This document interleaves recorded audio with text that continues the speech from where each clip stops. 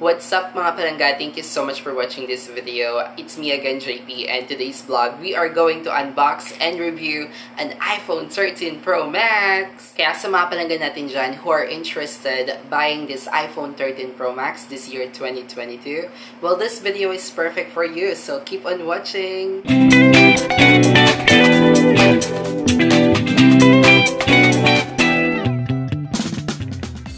So this iPhone 13 Pro Max mga palangga is one of the most expensive phone na na-release ni Apple, and it was launched last September 2021 last year. And the price of this iPhone 13 Pro Max mga palangga depends on the memory capacity. Meron po siyang 4 na memory capacity.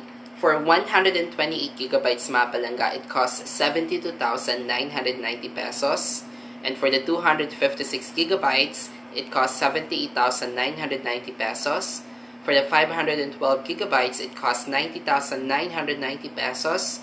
And for the 1TB mga palangga, it costs 103,990 pesos, which is so much expensive mga palangga kasi from the lowest price of 72,000 to 103,000. That's the price range. And before we continue mga palangga, disclaimer lang po, I'm not the owner of this iPhone 13 Pro Max. Hiniram ko lang po ito kay Palangga Arvin para ma-review natin if it is worth it nga ba to buy this phone this year 2022. So binili niyo po ito mga palangga sa Power Mac last month of May this year 2022, and he actually chose the 128GB which costs originally from 72,990 pesos. And if you will pay it in cash mga palangga, you will get 5% discounts, kung saan nakuha niya lang po ito ng 69,340 pesos and 50 centavos. So meron pong 5 colors mga palangga na pwede niyong pagpilian kay iPhone 13 Pro Max. Same din po with the iPhone 13 Pro. So they have the colors Sierra Blue, Graphite, Gold, Silver, and the all-new Alpine Green. So he actually chose the color Gold, and this is how the box looks like.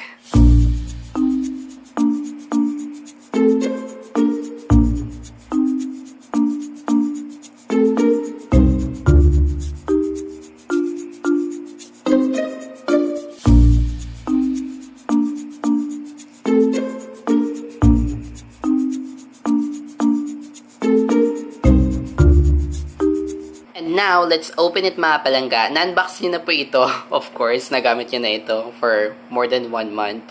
Pero unbox ulit natin para kunwari brand new. Char. So, let's open it. Ayan.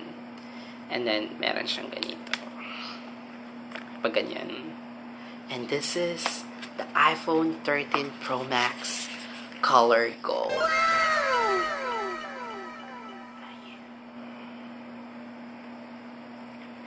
We'll check it later. So, aside from the actual device mga palangga, meron pa siyang charging cable. Ito.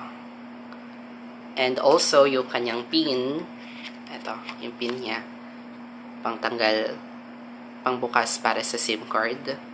At saka yung kanyang extra, which is yung manual. May manual ito. Designed from California. So, meron siyang sticker. Nag-iisang sticker. At saka yung manual niya. And if you will notice mga palangga, yung kanyang charging cable, hindi siya USB type. Ganito siya. Type-C siya. Ayan. Type-C cable, and then yung cable for the iPhone. At dahil nga charging cable lang yung included sa box mga palangga, kailangan yung bumili ng original adapter. So if you will buy accessories mga palangga sa Power Mac, para sure na original talaga siya, at saka approved by Apple, you will get 10% discounts mga palangga kung i-represent nyo yung inyong vaccination card. So for any accessories such as adapter, cases, and tempered glass. And now let's go back to the actual device. The iPhone 13 Pro Max. The size of this device mga palangga is 6.7 inch. So almost 7 inch na siya, kaya sobrang laki niya. And what it comes for kanyang display, meron siyang scratch-resistant ceramic glass with oleophobic coating. Pero kahit na ganun yung kanyang protection ng glass niya, mas maganda pa rin nalagyan siya ng tempered glass. And when it comes for the front niya mga palangga, this is how it looks like. It's just the same with iPhone 12 Pro, iPhone 12 Pro Max. So, ganyan yung kanyang itsura. And nandito yung kanyang camera dito sa gilid. At yung nasa taas niya naman mapalangga dito is yung speaker kapag gagamitin niyo yung phone pantawag. Now, check natin yung kanyang bawat side. So, dito sa ilalim niya mapalangga, dito yung saksakan ng charger. At saka speakers. Itong gilid. Ayan. And then, to the other side mapalangga, sa right side ng phone na ito, dito may kita yung kanyang power button. Ayan. And then, sa taas niya mapalangga, walang laman. And then, on the left side mapalangga, dito makikita yung silent mode, yung ringer niya. Same with the other iPhones. Yung dalawang button for volume up and volume down. And then, yung kanyang lagayan ng SIM card. Dito. So, dito nyo papasok yung pin para mag-check yung SIM card tray. So, yun yung kanyang sides. Ang ganda, diba? So, the side of this iPhone 13 Pro Max Gold is really a color gold. At ang ganda, sosyalin. Ayan. Parang kumikinang siya sa mata ng mga may palak. And now, at the back mapalangga, hindi talaga siya gold yung kanyang color ng back niya. Para siyang rose gold. Parang ganun siya. At tingnan mo yung camera niya mapalangga. Ang lalaki. Unlike with the iPhone 12 Pro Max, medyo malilit lang yung mga bilog niya sa camera. Pero this one is really big compared from them. At nandito yung kanyang flashlight. Ito. And then, ito naman is parang sensor niya ata ito.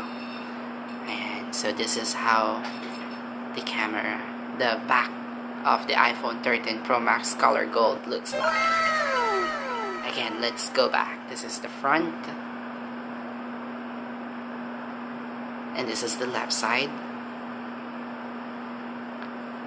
This is the right side. The bottom. On top. And at the back. Let's talk about the features of this iPhone 13 Pro Max. So, when it comes for resistance niya mapalangga, so, meron siyang splash, water, and dust resistance. Hindi po siya yung pwede may lublub sa tubig, ganun.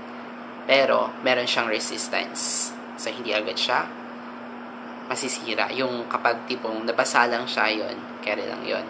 Pero kung ilulubo mo to sa tubig, ibang usapan yun. And when it comes mapalangga sa kanyang camera is meron siyang 12 megapixel sa front camera niya. And also, at the back mapalangga, sa sobrang dami nito camera. I mean, tatlo, diba? So, meron siyang Pro 12MP camera system for telephoto, wide, and ultra-wide cameras. Kaya madami itong mga camera sa likod. So, this is how the camera looks like. Ayan. So, ayan yung kanyang likod. And then, meron siyang mapalangga. Pwede nyo siyang zoom ng 0.5. Meron siyang 0.5. Meron siyang 1. At meron siyang super zoom. Itong 3. Pwede natin yung 3. Pwede dito. Pwede natin yung 3. Ayan. Super zoom. Now, let's go back to number 1. Ayan. And when it comes per camera, mapalangga, madami siyang options.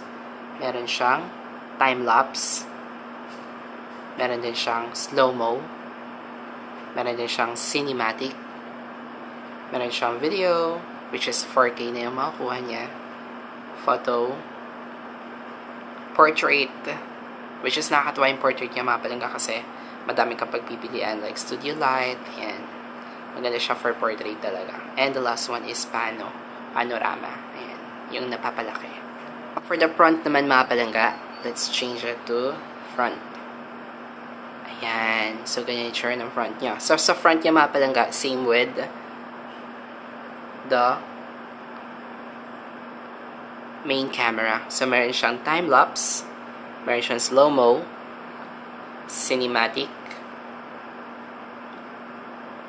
and video, photo, portrait, and pano.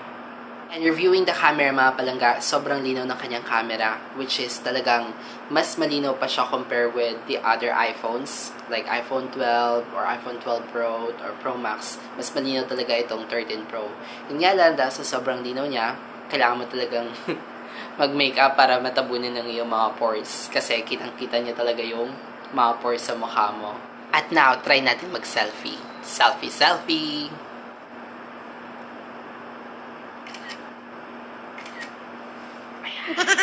And when it comes mga palangga sa battery niya, mas matagal siya malobat compare from the other iPhones. Meron siyang up to 28 hours when it comes for video playback.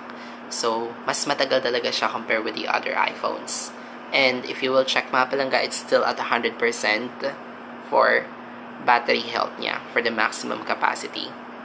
Nakakatuwa kasi matagal talaga siya malobat. Unlike with the other iPhones, talagang iniisip ko with iPhones is mas mabilis malobat, diba? But this iPhone 13 Pro Max, mas pina-enhance nila yung battery nito. And compatible din po siya mga palangga sa mga wireless charger dito sa kanyang likod. And yung kanyang charger mga palangga, capable din siya sa mga fast charging adapter, power adapter. And when it comes mga palangga sa kanyang security and privacy, mas sensitive yung kanyang Face ID. So, power siya ng Face ID mga palangga. Wala siyang fingerprint. Face ID lang talaga siya. Pero, sobrang sensitive ng kanyang Face ID. Kaya mas maganda talaga ang protection ng Face ID nito compare with the other iPhones. Kasi nga, siguro dahil malaki siya, tsaka mas pina-enhance yung kanyang sensor. And when it comes mga palangga sa speed niya, mas mabilis siya compare from the other iPhones. So, compare natin yung kanyang speed niya with my iPhone 12 Pro. So, this is the iPhone 13 Pro Max and this is my iPhone 12 Pro. Buksan natin yung Facebook mga palangga ng sabay. Diba? Parang mas mabilis talaga itong iPhone 13 Pro Max. Check naman natin yung ML.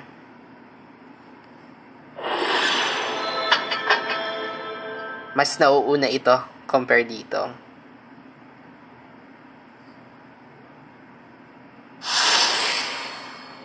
Diba? Kita niyo mga palangga, nauna yung iPhone 13 Pro Max compare sa iPhone 12 Pro.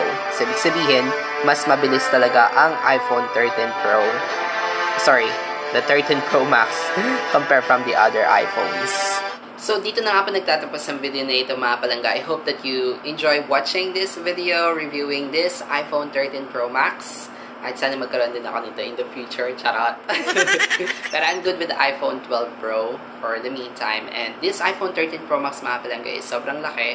So, doubling ingat talaga ang gagawin nyo kapag meron kayong ganitong phone. Kasi kumikinang siya sa masasamang loob, diba? So, especially yung kanyang color niya is gold. So, mas maganda talaga na bilhan niya siya ng case para hindi masyadong kumikinang sa mga mata ng masasamang tao.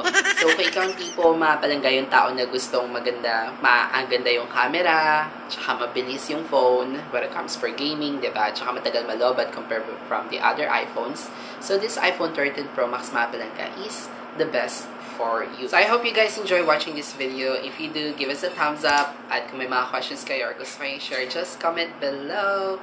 And don't forget din po mga palangga to follow us on our Facebook page, Diary ni Langga. Message din kami doon if you have anything that you wanted to share or may mga urgent questions kayo.